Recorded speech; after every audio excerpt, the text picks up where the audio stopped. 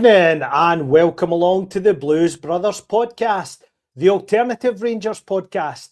Hibs boss David Gray laid down the gauntlet by asking, if you want it, come and get it. And we surely obliged as Danny Rule's Rangers sent him and Jane Park's turkey teeth packing down the M8 in floods of tears. Oh no, it isn't. Oh yes, it is. As Panto season is underway, Manny Fernandez, our very own Jack in the Beanstalk, rose to power in another header, making the Hibs defence look like the Seven Dwarfs. And with our City rivals imploding, with chairman resigning, cup final defeats, Connect 4 tactics boards, and a closet Rangers supporter as manager, Sacre Bleu, can beating the Jambos on Sunday make us all keep believing? Joining me to discuss all that and more is my very good friend, Mr. Ross Clark. Ross, how are we, mate? Mate, excellent.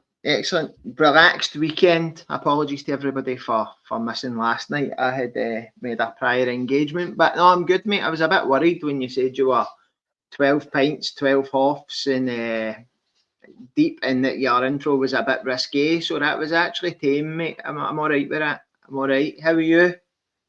I am all right, mate. Apart from being a wee bit merry on this Wednesday, I'm actually a wee bit like yourself. I'm infused, although Monday probably wasn't the best performance. I think results are probably the most important thing at this time of the season, Ross. Do you go along with that? Yeah, mate. Yeah, I'm actually starting to eat a bit of humble pie, mate, when it comes to Danny Rule.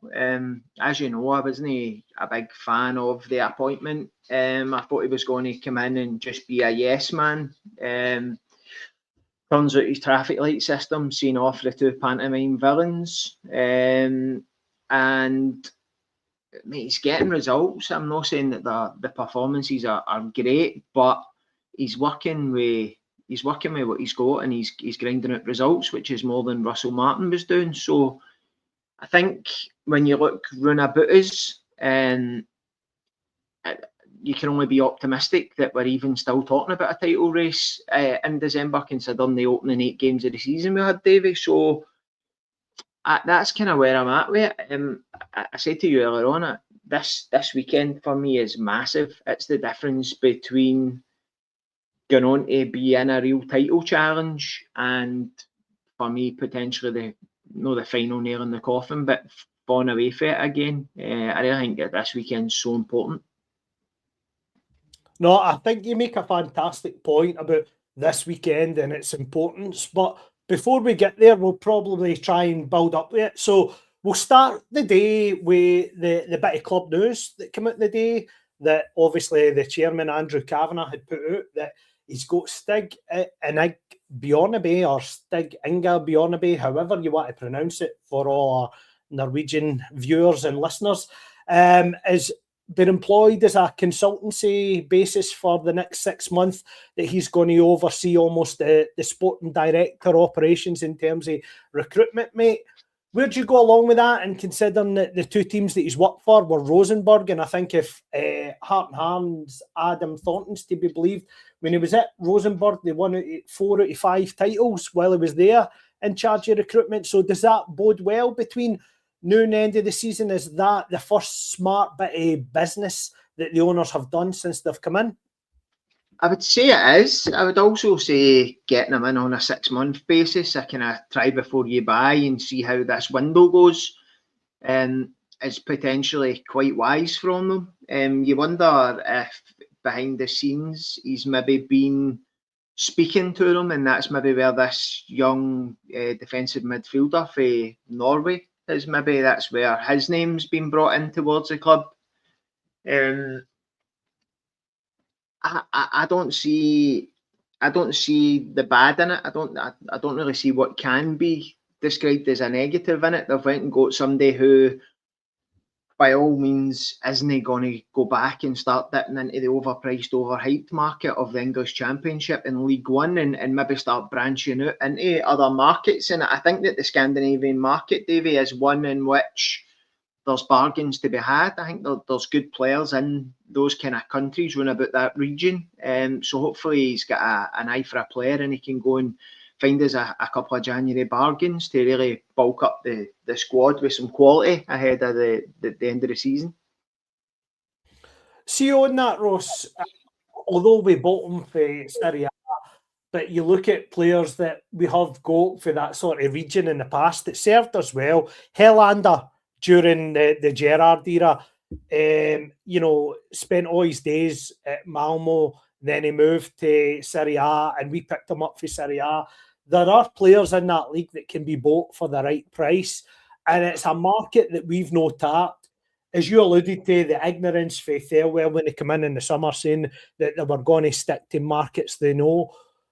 Can this almost give us that light at the end of the tunnel that we're now communicating with guys that operate sort of far wider than we've been used to in almost the immediate term?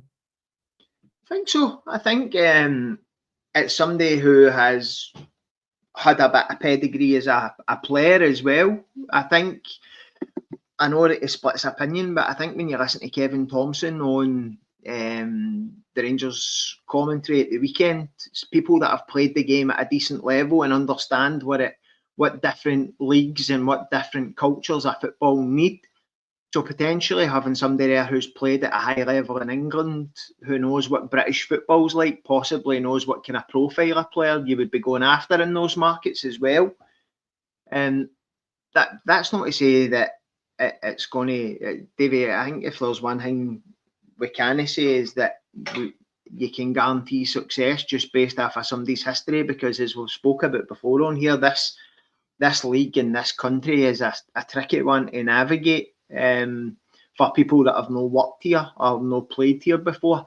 But I definitely think it's a step in the right direction to be moving to somebody who's going to come in on a 6-month basis and potentially oversee that recruitment through January, because we've seen what happened the last time. We brought a kind of rookie, younger manager in and just gave him the keys to the kingdom, and we ended up with not so many good signings at the back of it. So I think somebody who's experienced in that kind of role to oversee it. And I don't know if you're going to touch on him, but I also seen a wee article just there before we came on that they're interested in bringing Lee McCulloch in, who is also working at Brighton and who worked alongside Davie Weir and who's got a bit of a resume, some of the transfers he's been involved in.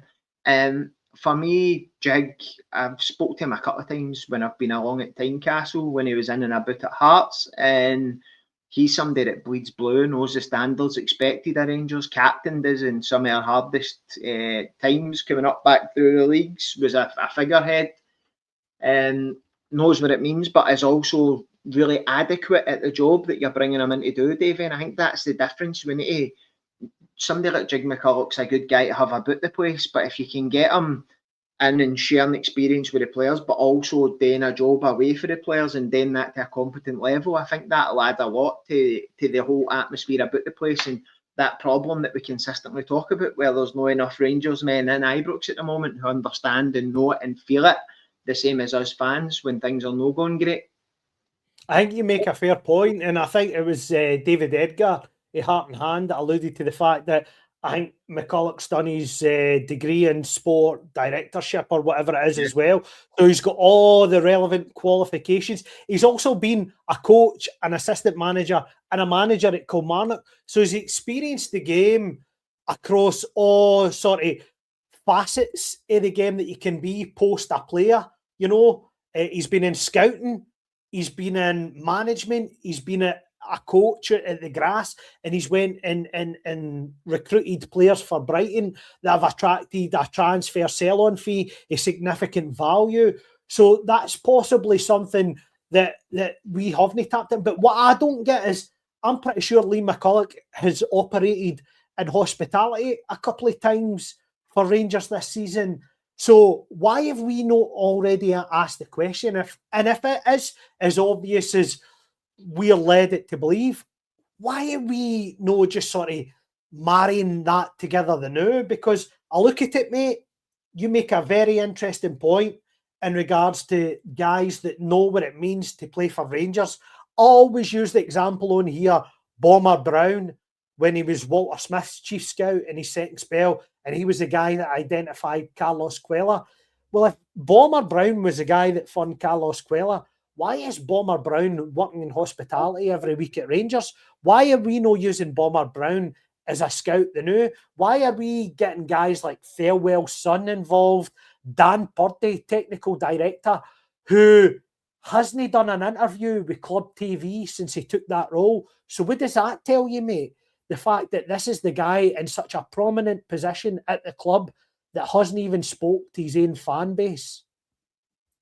Well, what it tells me is that the owners are not comfortable with Purdy and Thirlwell's son leading a recruitment drive, that they've had to go out and get somebody to come in on a consultancy basis, and they're now potentially looking to restructure the whole transfer aspect. And you've got to imagine that's came off the back of the Thirlwell, the money he's wasted in the summer, that now rather than one sporting director and the manager who are going to decide on players, you're looking at bringing in a kind of Lee McCulloch and potentially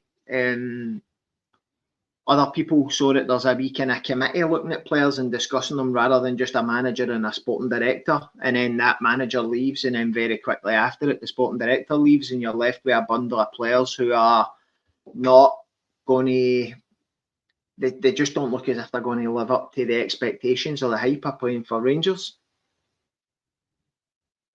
No, and I think you make a valuable point in that, because I think the disconnect between the fan base and the playing staff, maybe over the last sort of 3-4 year post us winning tangible trophies, is the fact that there is that sort of steady decline and disconnect between knowing what it means. And I know Tav's probably burdened that the highest, and the fact that he was part of an unsuccessful team that then became successful, and then has went full circle the other way and became unsuccessful again.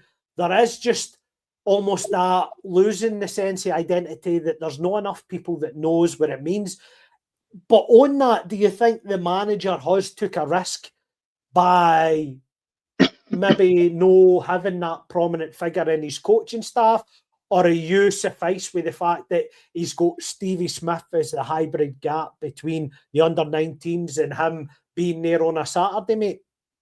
I don't know. Stevie Smith still, is he relinquished his role with the 19s? No, he's still on the. He's still sort of in the mix, mate. So that to me isn't a long-term solution either, because you want the 19s to have an established manager who is potentially learning the ropes in order to make the step up to first team. So for me, mate, I've said this before on here, I don't know enough about Stevie Smith, his credentials, what he's like as a coach. I don't watch the 19s, don't really keep up to with the results for the 19s, to be perfectly honest, as unstaunch as that may be, not with some majors off my non-existent majors account. But I'm quite happy to go with the manager on this. If he thinks that Stevie Smith's the guy, then great. But what I would say is, you would want Stevie Smith to be all skin in the game with the first team then, and dealing with the first team on a day-to-day basis, rather than trying to wear two different hats with the 19s and the first team. I think you could go and get a better fit for the first team. I think you could. I think like as you say, your Neil McCann or a Lee McCulloch or somebody like that who's got experience in the higher levels of management, being managers on their own right, as opposed to just being a kind of third choice, not a third choice, but in the background kind of local coach. Then I think we could have done better than Stevie Smith. But fair play to Stevie Smith. He's obviously come in and impressed Rule enough that he's decided to offer him the job on that basis. And the results haven't been bad enough that we can start complaining about the coaching team yet. So as far as I'm concerned, mate, it's all for it. But I noticed you had up, Davie, about the Scandinavian leagues finishing up and their players being kind of contracted to the 31st of December. And I think that potentially, obviously, I haven't had a look at the kind of contract situation on kind of big players across there. But you probably will find there will be young gems in there who are maybe either out of contract and or only have 12 months left to run that you could get a decent fee. So again, it's just another string to the bow that bringing in a kind of overseer of transfers who's got experience in that region will really bring some good knowledge and nous, hopefully, in bargains in that area. I thought that was a really good point for Greatwell.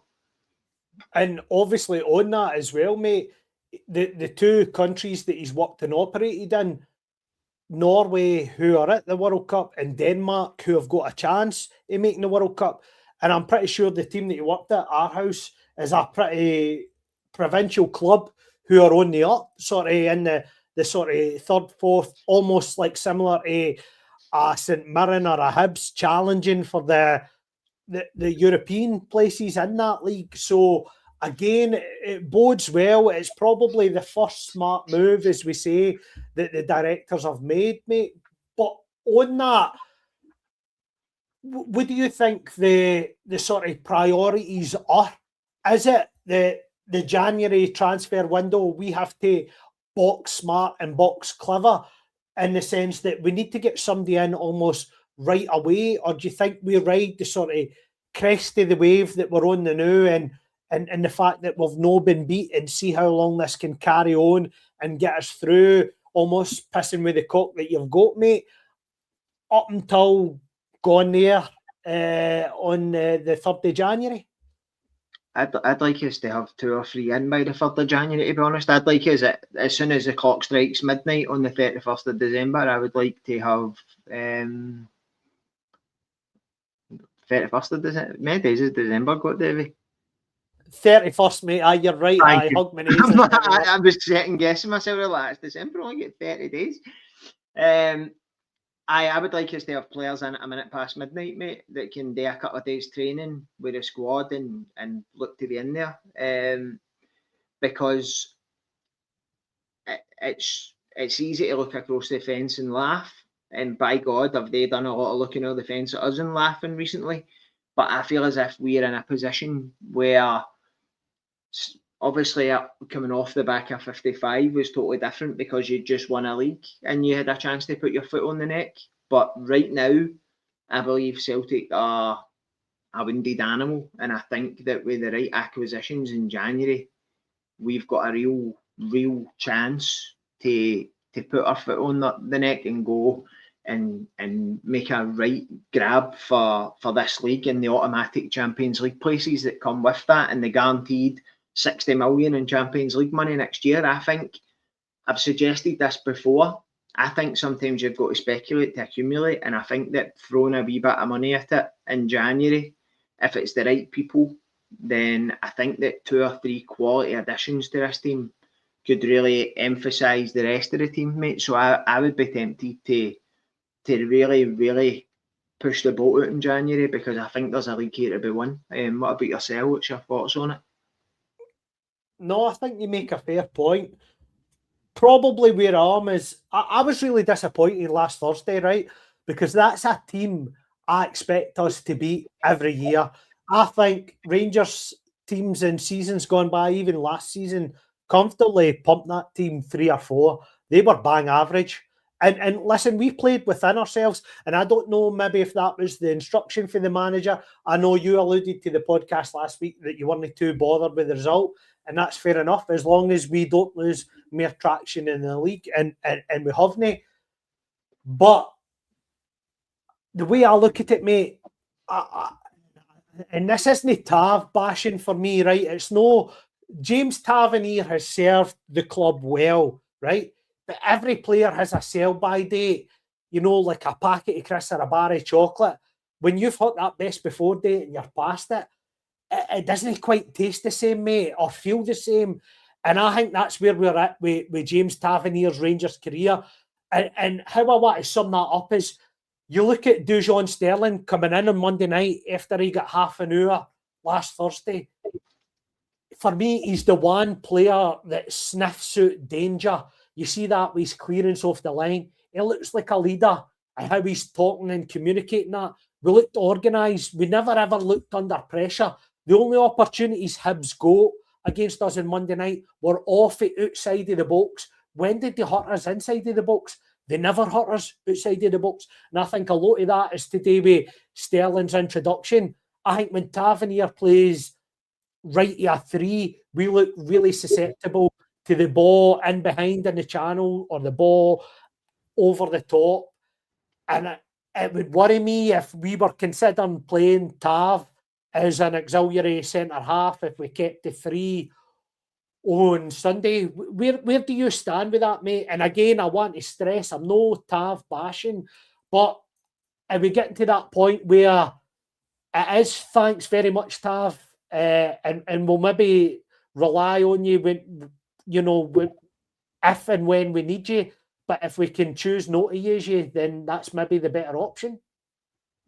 Definitely. I think what sums Tav up for me is the 92nd minute when we get a corner and he puts his horns up and everybody runs to the front post and he overhits it and it ends up going out for a goal kick at the other side of the park, about 40 yards over everyone's head.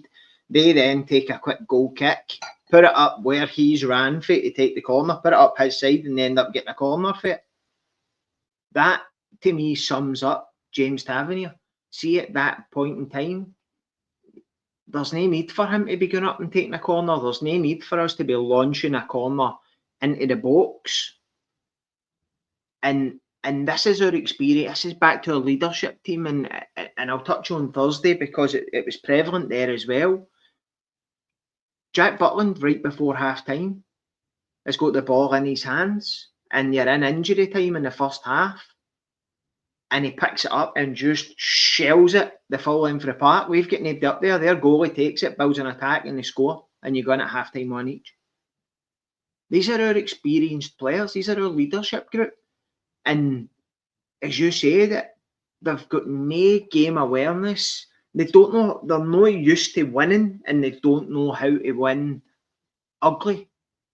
Does that make sense? Like, no, I think, and I think it alludes to the point that Alan Gillis is making in here, and that Sterling's introduction has almost gave us that sort of Bassey type player, in the fact that he might be a hybrid type player, but he sniffs out danger. He's aggressive, and we lack that aggressiveness with anybody that we've got playing across the back line, Sterling aside. I definitely think that we've always said he's a standout when he plays and when he's fit, but the issue is that most of the time he's no fit. So I think if I was Danny Rule, I would be deciding on a position for Sterling and keeping him in there. I know he can do a job at centre half. I know he can do a job at right back. I know he can do a job at number 6. But pick a job from and play him there and give him a run of games, because I don't think that if you're playing wing back, right back for Rangers, you're actually a wing back. So you're up and down the park all game, 90 minutes.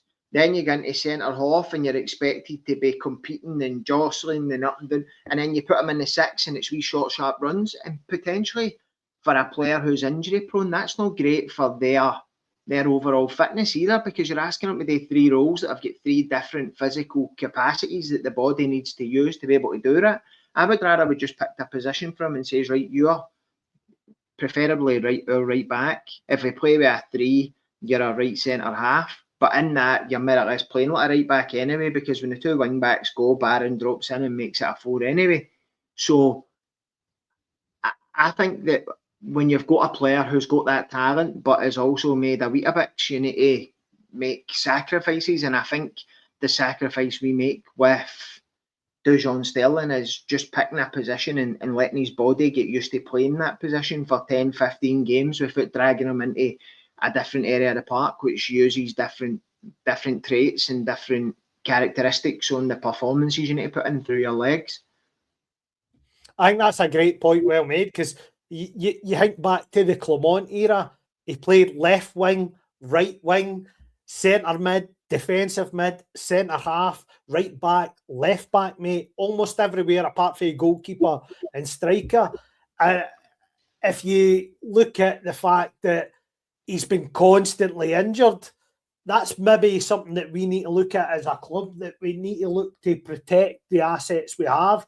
And if he is the best player for a position, maybe managing his minutes, as Danny Rule seems to be doing, giving him 30 minutes there, 60 minutes here, might benefit him and us in the long run.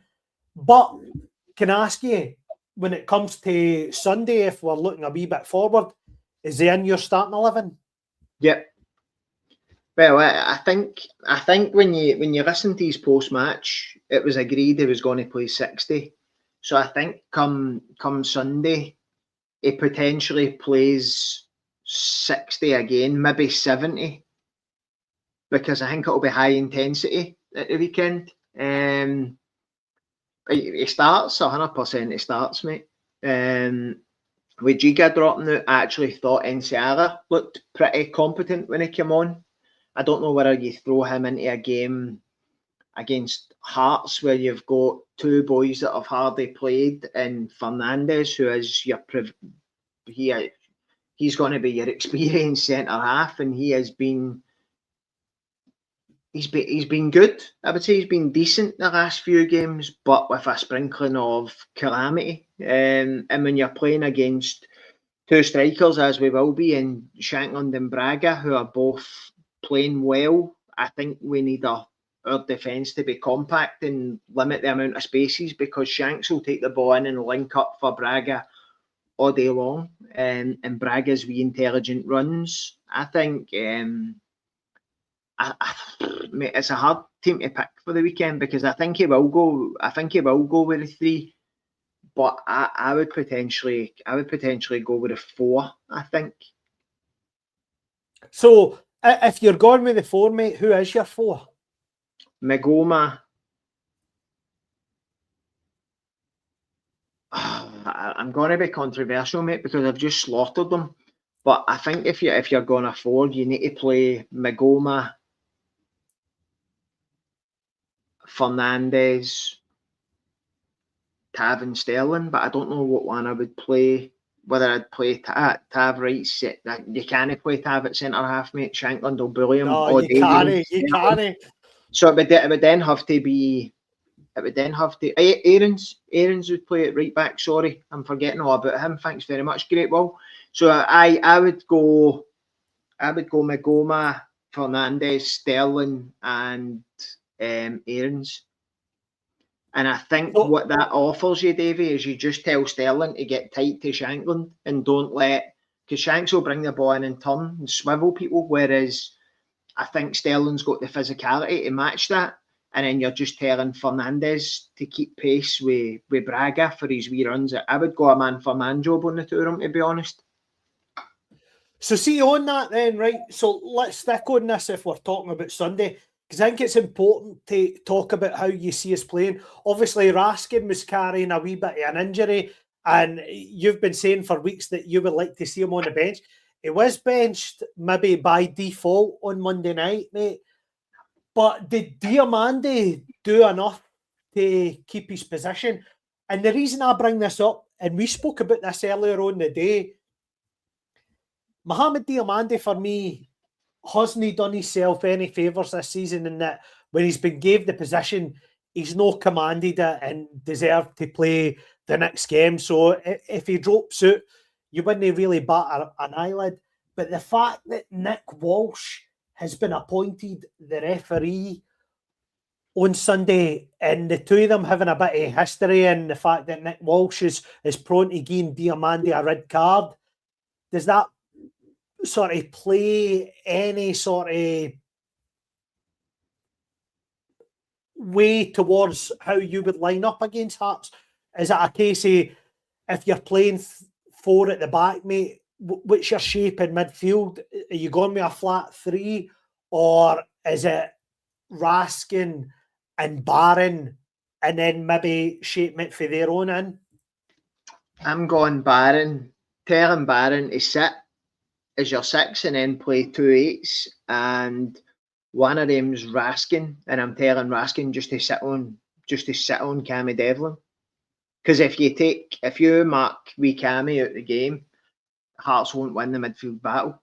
That wee guy has got the ability to win the game for Hearts based on picking up second balls, recycling it. Genuinely, who the other one is, I don't know. But you talk about Diamande and Nick Walsh, mate. Diamande doesn't deserve his place in this Rangers team, and I don't think has since he joined the club, to be honest. I don't get the hype with him. I've been criticised for saying this on various pods ever since the day the guy signed. He shows up, he half-arses it, unless in previous seasons he showed up in Europe. But, mate, just lazy, wants to get involved, wants to give away cheap free kicks, wants to pick up cheap bookings, gets a booking, Great Walls. He's got it again, mate. Raskin, Barron, and Moore. That's your midfield three. Saying to put Raskin up against Devlin, tell Moore to move about and create a bit of chaos, and then you've got Barron sitting, and rather than playing two high wingers, play two sitting a bit further back, and then you're one up top and ask Moore and Raskin. Because if Raskin can push Devlin back, Hearts' whole team fall back. He's what drives them forward. We've seen it with Celtic, with McGregor, when we put Bajrami on him. And we just say, go and sit on him because he dictates the pace of the game and he's what allows them to push forward. If you pin McGregor back, you pin Celtic back. So I think that would be my midfield three, to be honest. Based on this. No, I'd probably go along with you in that, mate. I'm not going to disagree on this, but I think this is the controversial point for me in terms of Great Wall. If Miovski's fit, absolutely, I 100% agree with that. But I'm not sure I'm having Finlay Curtis, mate. And I don't know where I stand on Gassama either, to be perfectly honest with you, because when he came on the other night, I felt he flattered to deceive. And the way I look at a Rangers player in years gone by, mate, is the guys that deliver in big games, in the games that matter. For me, and maybe I'm going to be perceived in the comments as controversial here, other than maybe Easter Road away, is Danny Rule won a big game as a Rangers manager yet? And I'm going to allude to that. Is this group of players won a big game as players yet? If you're a Rangers team with any aspirations of getting back in the title race or winning silverware this season, Sunday is the game that you must win. So I'm not sure. I think Finlay Curtis gives us that physicality that we need. I look at Hearts. If they're playing it right back, it's either going to be, is it Steinvinder or whatever his name is, or McAtee that'll play right back, depending on whether Beningami's available. I'm not sure Finlay Curtis measures up to that in terms of physicality, mate. Do you go along with that? You have any deviation on what Great Wall of Canada's front three might be? Mate, if any of these three, it's Gassama for me that I think flatters to deceive. I think Finlay Curtis is deserving of some game time. One of these are the games, mate. This is why it's so hard, isn't it? Because I look at, we spoke about defence to start with, and I'm like, I would go with the 4.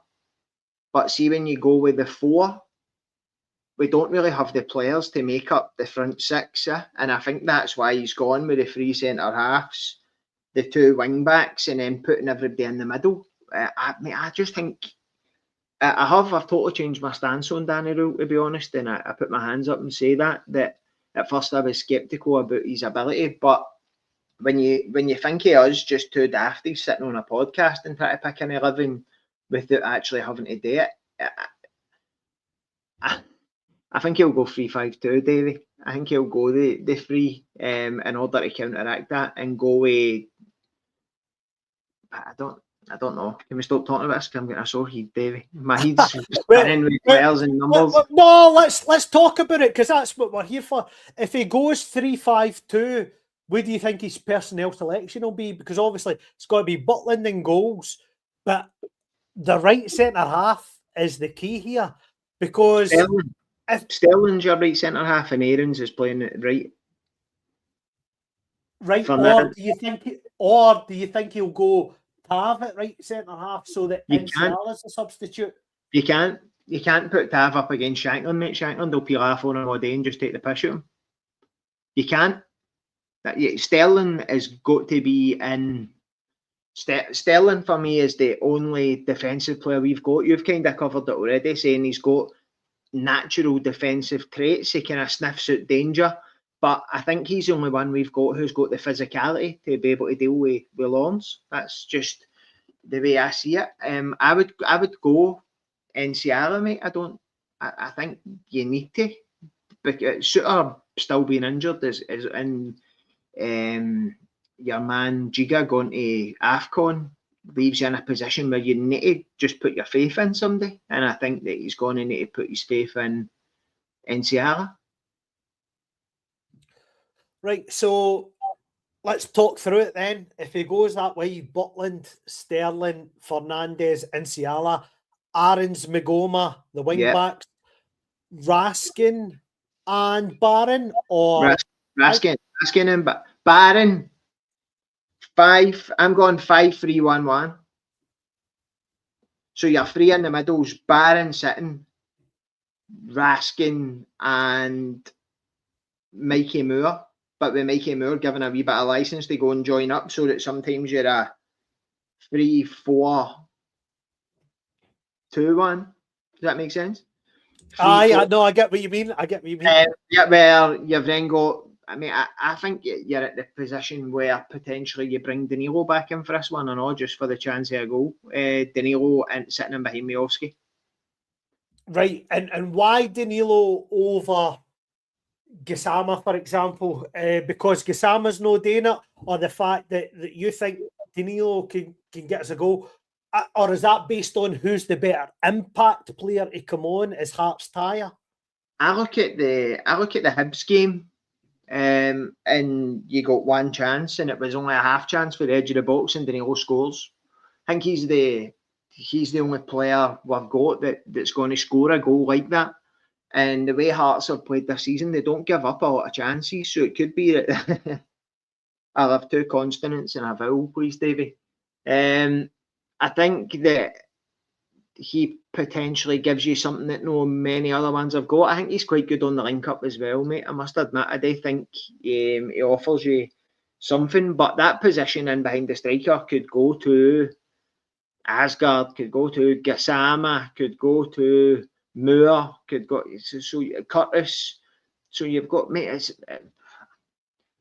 again, I would struggle to pick an 11. Obviously, I've not really watched Hearts that much this season because Adler's not been playing, but so I don't even know what they're likely to line up like.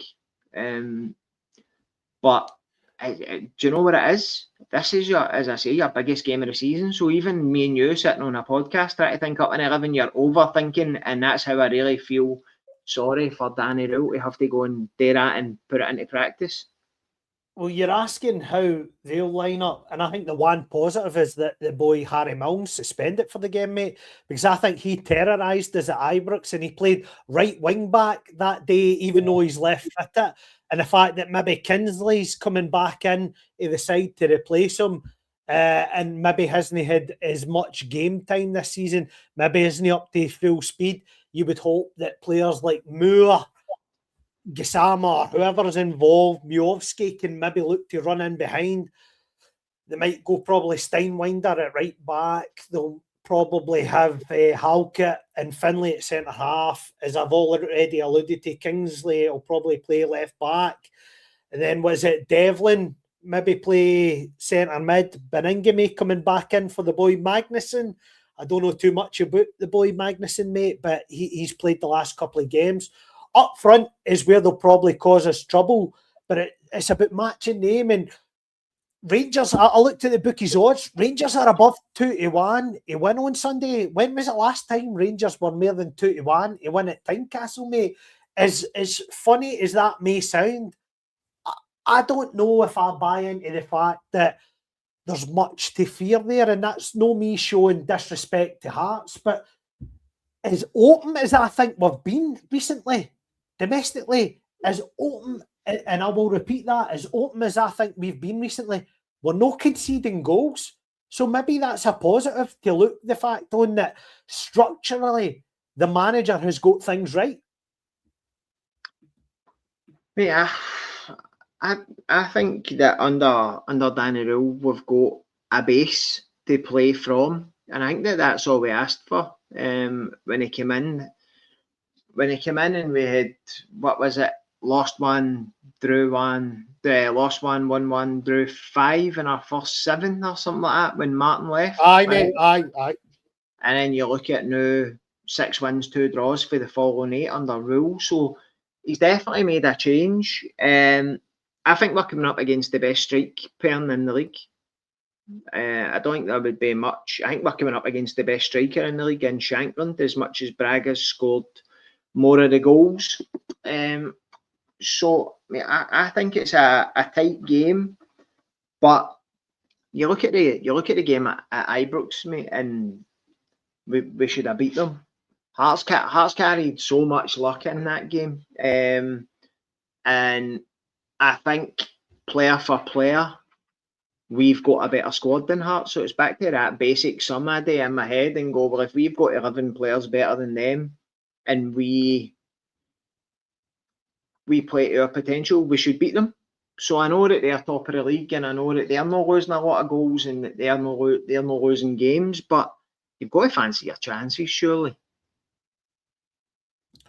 Well, that's it, mate. You have got to fancy your chances, and I think you make an interesting point in that our next 4 matches are Hearts, Motherwell, St Mirren and Celtic, right? 12 points up for grab, Ross. If you've got any aspirations of being in the top 2 or at least challenging to win the league, do you think you need to take 12 out of 12?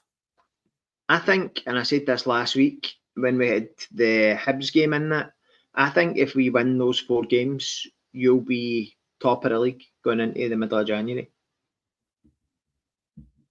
That's where I think we're at. Whether we can then hold that, because after that we've got Aberdeen twice, but you give yourself a platform to build from. Now the fixtures we are saying are tough fixtures, right? But when you consider the size of the team, the size of the club, the amount spent on players, then their teams you should be beaten. Based on your 1 to 11, you should be beating them. And I think the difference is we're still a bit scarred with the Russell Martin aspect of the game, whereby Walter Mitty. I was actually going to make an point a minute ago that crossed over in my side here to say Walter Smith teams weren't always pretty to look at, but they won games and they kept clean sheets and they could win a game 1-0, and that's where I feel as if we're at the now. It's not always the best football, but I think that we could, mate. I think we will actually. I think we will win the next 4, based on the fact that we're in a wee groove now where we're digging out results, and I think that also a couple of players, maybe like a Gassama, your Mikey Moores. I think as wins rack up, you're starting to see Mikey Moore coming out his share and becoming the player that we thought we were getting when he arrived. And I think there's space in the team for other players to do the same. You look at Max Aarons. I spoke about it here for probably the start of the season, where Russell Martin hung him out to dry by playing him as a left back in big European games, and he got absolutely murdered. And right away, our fan base jumped on his back to say, "Oh, he's shite, never get." And now you're seeing him getting a wee run of games at right back, and he's actually decent. Mikey Moore was playing on the wing. You bring him central into a position where he can go and affect the game, and you see more out him. I just like to think that there's some players we've got in the team who have also got that wee bit of growth and that wee bit of spark in them, just waiting to be unfurled. And the run of 8 games since Danny Rule came in, I think that you're starting to see wee glimmers of it. So I don't see why we can't go and then beat Hearts at the weekend, and then that gets the tails up again. Because as I say, if you beat Hearts at the weekend, you're right in a title challenge, and don't let anybody kid you. I seen a couple of Celtic fans in the pod comments last week or the week before saying, "Oh, in a title race, I saw you are and all that," and I'm like, we're 6 points behind you, and you are crumbling at the sight of a couple of domestic defeats. You are crumbling. So don't say we're not in a title race. Do you know what I mean?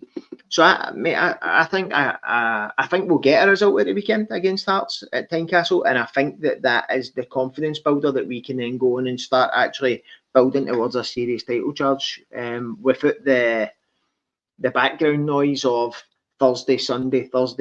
Everybody else is playing in a Saturday, and you're constantly chasing. We'll be back to playing Saturday games because you've not got Europe on a Thursday. Danny Rule can start getting some training time on the park, work on some of his philosophies. You go, you speculate to accumulate, spend a bit of money.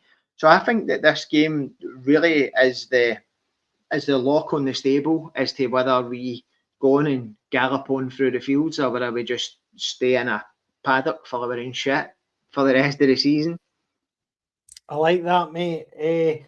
So on the horse pun themes there, mate, if there's no chance Miovski starting on Sunday, how confident would you be if Chermiti's leading the line? Because I just want to ask you in regards to that, Ross. Curry, you've made a point that I've got on the back burner, and I will touch on this before we finish up the night, mate, so don't worry about that. But if Chermiti is leading the line, I know you were sort of pro him at the start, Ross, but can I ask you honestly, have you seen enough fruits, anything there to suggest that there's a player in there? And by a player in there, I don't mean his price tag, I mean a Rangers quality player in there. Mate, I know that you don't see it, but see even the game the other night, see some of his wee bits of hold up play and link up. There was one out on the touchline where he brings it down on his thigh and then plays a wee back heel inside. And I'm like, there's a technical football player in it. You can't, somebody who doesn't know what a football is, can he do that? There's a technical football player in there somewhere. But again, he's not got off to the best start, and the fans are on his back. Don't get me wrong, I think that he approached it right when he scored and gave it the shush part. No. But I think he's a guy that if he scores the winner at the weekend, whether that be from the bench or from maybe it's just that wee bit of composure.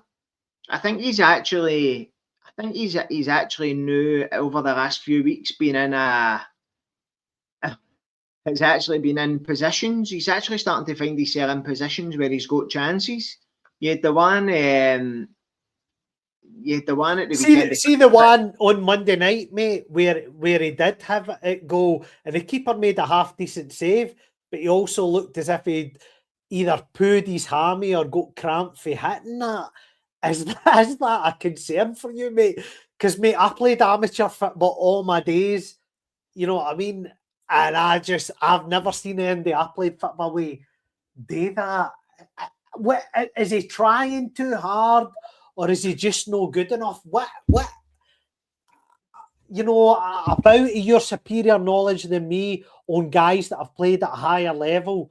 Absolutely, he's got the physicality. You'd like to think he has all the right attributes, but for what we've paid, mate, and the sort of the fruition that's coming of that, there's no much coming off in terms of what is there. Is it the structure of the team that's no him? I'm trying to give him the benefit of the doubt, mate, but I'm just not seeing enough. What's your counter argument to that? I think he's trying too hard.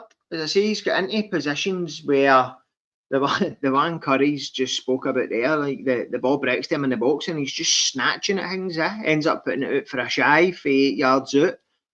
And I think with time and maybe with a couple of goals, you've seen it with Miovski. Miovski scored a big toe bash, and then 10, 15 minutes later, a chance comes, he cuts inside and gives a goal of the eyes and puts it in the near post, and that's you off and running. So confidence is a big thing for strikers, especially a 21-year-old boy who hasn't really cut his teeth in the professional game. You think about playing at Lisbon under 21s, gets picked up, goes to Everton, doesn't really get a run of games. I know people say, oh, he scored 9 goals in 20 games, but I think if you look at it, the cumulative time he played our 2 seasons was just over a game and a half or something in the 20 games. It was like 6 and 7 minutes here and there. I think, I mean, honestly, I think that we're judging him by his price tag and know the ability of the player that's there. And I think that if he has a game defining involvement, such as maybe a goal or an assist at the weekend, you look at the last few games, right? He's missed some sitters. He missed the header right in front of goal. The one he sclaffed at the weekend, he's got the one he's been passed through, and rather than having a bit of composure and trying to place it, he's just smashing it, and the goalie makes a decent save. So I think if that part of his games came on, because he wasn't even getting chances. So I honestly, mate, I get he's always going to be judged on the £8 million price tag that he's been brought in for. But I just see wee bits in him that I go, if he can score a goal and go on a wee run, maybe score 3 in 4 games or something like that, I think you'll see a totally different player, Davie, because I think that his game's improved since he got here. His link up, his positioning on the park, his ability to be in the right place when the ball's coming in. All that's really missing is that goal to get the confidence up and maybe get the fans behind him a wee bit. No, it's a fair comment. So, mate, I kind of want to sort of touch on it a wee bit full circle and cover everything. But before I do that, I think there's an important point to be made, and that is in regards to Joe Rothwell. Now, it's been linked that he's going to go back down south. If anybody notices, he's not been in the last few squads that we've had. He's not even been on the bench, I think, since the Cup semi-final. Is that just a signing that went totally wrong in terms of were we almost replacing over the hill John Lundstrom with an even worse version than an over the hill John Lundstrom?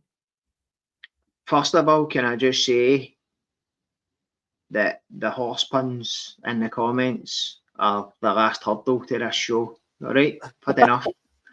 Mate, I think Joe Rothwell will go back to the English Championship and will be outstanding the second half of the season, because during the month of January, a coach will take him and put him on a fitness regime, mate. Russell Martin, when you look at him, I've said this before on here as well, I feel as if I'm a repeated record. You look at the picture of him last year in the Leeds kit, and he's got a rustling six-pack through a white Leeds kit, and he looks in shape, and he's come up here, he's not had a great pre-season, you can tell that. Physically, he doesn't look lean, blown out his hole, looks like a Wayne's arse covered in nappy rash after 20 minutes of running. So I think Joe Rothwell, if he can get fit and gets a manager and a sports scientist who demand him to get into the gym and get up to the level of fitness that he can be at, mate, then I think Joe Rothwell's a good player, mate. You don't become a bad player as soon as you cross over the border at Carlisle to become crap. So I think he'll go back down there, and I think he'll be good. And I'm not sure how much we paid for him, Davie. Was it just under £1 million? No, he was a Bosman, mate. Was he a Bosman? I think maybe there was a bit of a fee. I wasn't sure if it was. I think there was a small fee, mate, but I'm not 100% sure. But what I was going to say is, if you're selling him back to the Championship and there's a couple of clubs interested, you'll make money on him as well. But someone in that mould, I think, the kind of Steve Davis mould. I hear Stevie Clifford, and he's adamant that it's a 6 we need, a real experienced 6. I think it's actually an experienced 8 we need. I think it's somebody to sit in beside Raskin and just let the likes of a Connor Barron sit in behind, because Mate, you know where I'm going to go with this chat, because it's almost like you're reading my mind, because this brings me to Great Wally Canada's earlier point. Who do you think is our player of the year this season? So if we're looking for a 6, does that no negate the wee man who's been outstanding in recent weeks? Mate, I don't think we need a 6, mate. I think Connor Barron, as I've said on here, as I said on not on our Rangers podcast, as I said on the Rangers Rabble at the time we signed him, Connor Barron is every bit as good at the Ryan Jack role as Ryan Jack was, and Ryan Jack got us to a Europa League final and 55. I think Connor Barron is so underrated, and I think it's because I actually heard people the other week on a podcast criticising his use of the ball. It might actually have been this morning. His range of passing's terrible, doesn't really use the ball well. Aye, it was Joshua Barry on the Rangers review. He said his ball distribution isn't great, mate. It was, I watched it. I refuse to believe it was the Prince of Podcasting, mate, that would have said such drivel.